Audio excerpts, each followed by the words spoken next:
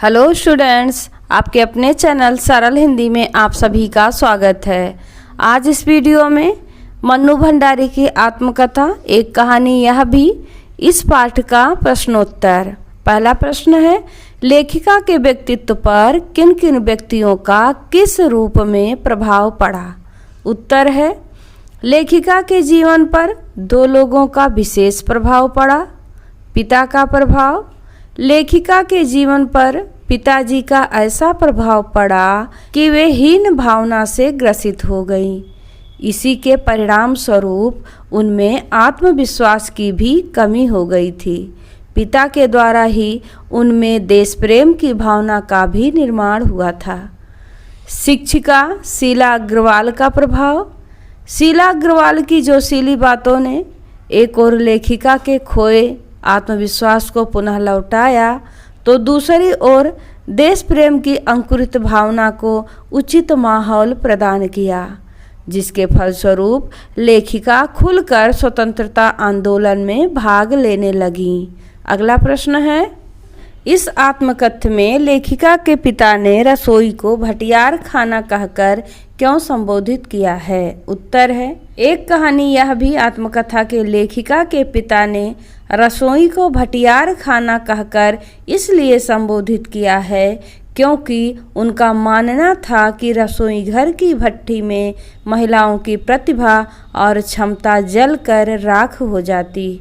उन्हें रसोई के कामों में उलझकर अपनी कला, प्रतिभा, इच्छाओं का दमन करना पड़ता है। अगला तीसरा प्रश्न है, वह कौन सी घटना थी जिसके बारे में सुनने पर लेखिका को न अपनी आंखों पर विश्वास हो पाया और न अपने कानों पर। उत्तर है, एक बार कॉलेज के प्रिंसिपल का पत्र आया कि लेखिका के पिताजी आकर मिले और बताएं कि लेखिका की गतिविधियों के खिलाफ क्यों ना अनुशासनात्मक कार्यवाही की जाए। पत्र पढ़कर पिताजी गुस्से से भन्नाते हुए कॉलेज गए। इससे लेखिका बहुत भयभीत हो गई, परंतु प्रिंसिपल से मिलने तथा असली अपराध के पता चलने पर लेखिका के पिता को अपनी बेटी से कोई शिकायत नहीं रही। पिताजी के व्यवहार में परिवर्तन देख लेखिका को ना तो अपने आँखों पर भरोसा हुआ और ना ही अपने कानों पर विश्वास हुआ। अगला प्रश्न है, लेखिका की अपने पिता से वैचारिक टकराहट को अपने शब्दों में लिखिए। उत्तर है, लेखिका के अपने पिता के साथ अक्सर वैचारिक टकराहट हुआ करती थी। नंबर 1, लेखिका के पिता यद्यपि स्त्रियों की शिक्षा के विरोधी नहीं थे, परंतु वे स्त्रियों का दायरा चार दीवारी के अंदर ही सीमित रखना चाहते थे, परंतु लेखिका खुले विचारों की महिला थी।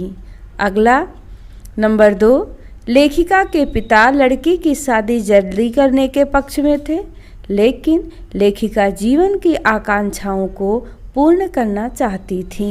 नंबर 3, लेखिका का स्वतंत्रता संग्राम में भाग लेकर भाषण देना उनके पिता को पसंद नहीं था।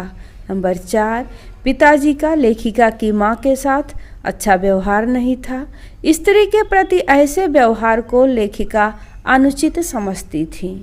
नंबर 5, बचपन के दिनों में लेखिका के काले रंग रूप को लेकर उनके पिता का मन उनकी तरफ से उदासीन रहा करता था।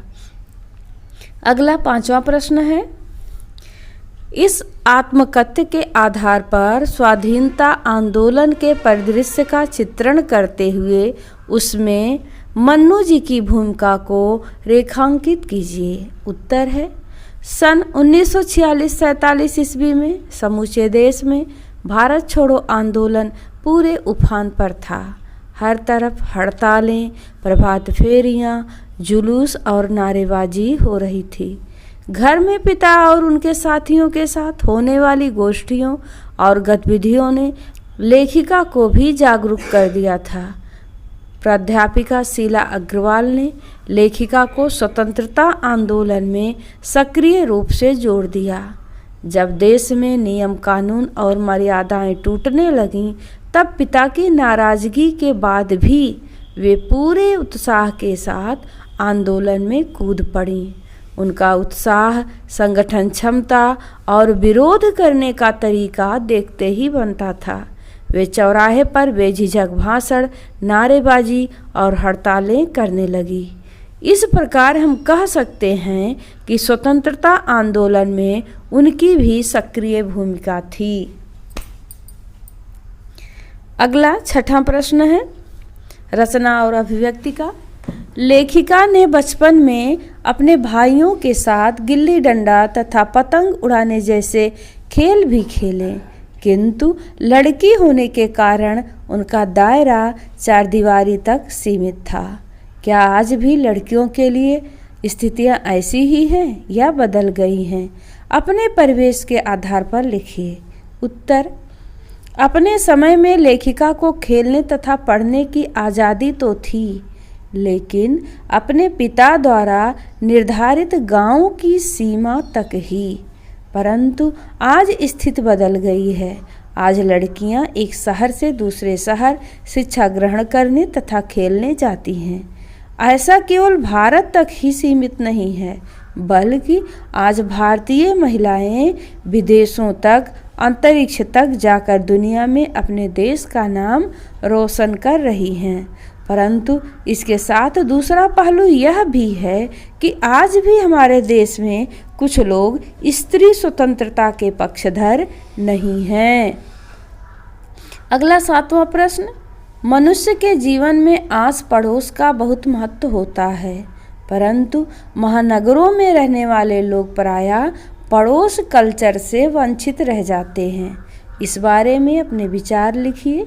उत्तर है आज मनुष्य के संबंधों का क्षेत्र सीमित होता जा रहा है। मनुष्य आत्मकेंद्रित होता जा रहा है। उसे अपने सगे संबंधियों तक के बारे में अधिक जानकारी नहीं होती है। यही कारण है कि आज के समाज में पड़ोस कल्चर लगभग लुप्त होता जा रहा है। लोगों के पास समय का अभाव होता जा रहा है।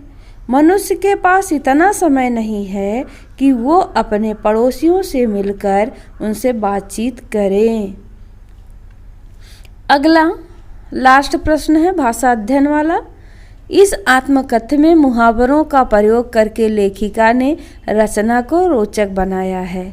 रेखांकित मुहावरों को ध्यान में रखकर कुछ और वाक्य बनाएं। पहला है, इस बीच पिताजी के एक निहायत दकियासूनी मित्र ने घर आकर अच्छी तरह पिताजी की लू उतारी।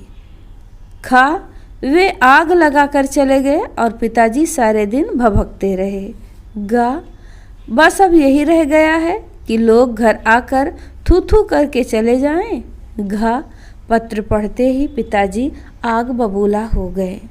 इसमें लू उतारी, आग लगाकर, थू थू करके और आग बबूला, ये मुहावरे हैं। पहला लू उतारी, इसका देख लेते हैं। होमवर्क ना करने से शिक्षक ने अच्छी तरह से छात्र की लू उतारी, यानी खातिरदारी की, पनिशमेंट किया, है ना। खा है आग लगाना। कुछ मित्र आग लगाना का हम वैसे भी समझ लें, यानी चुगली करना। ये इंसानों की ये मनुष्य की सबसे बड़ी कमजोरी है, चुगलखोरी। जिसको ये भूत सवार हो जाए फिर उसका रामायण तो उसका ईश्वर ही कल्याण करे। वो रह ही नहीं सकता बिना चुगली किए। खैर देखते हैं। कुछ मित्र ऐसे भी होते हैं जो घर में आग लगाने का काम करते हैं, चुगलखोरी का काम करते हैं। अगला है थू थू करना। तुम्हारे इस तरह जोर जोर से चिल्लाने से पड़ोसी थू थू करेंगे। अगला आग बबूला। आग बबूला नहीं, बड़ा गुस्सा हो जाना, है ना। मेरे स्कूल नहीं जाने से पिताजी आग बबूला हो गए। आशा है इस वीडियो के माध्यम से आप सभी को छोटे और सटीक आंसर मिल गए होंगे। इसी तरह अच्छी ज्ञानवर्धक वीडियो प्राप्त करने के लिए यूट्यूब पर मेरा सपोर्ट कीजिए। मेरे वीडियो को ज़्यादा से ज़्यादा शेयर कीजिए, लाइक कीजिए, चैनल को सब्सक्राइब कीजिए। Thank you.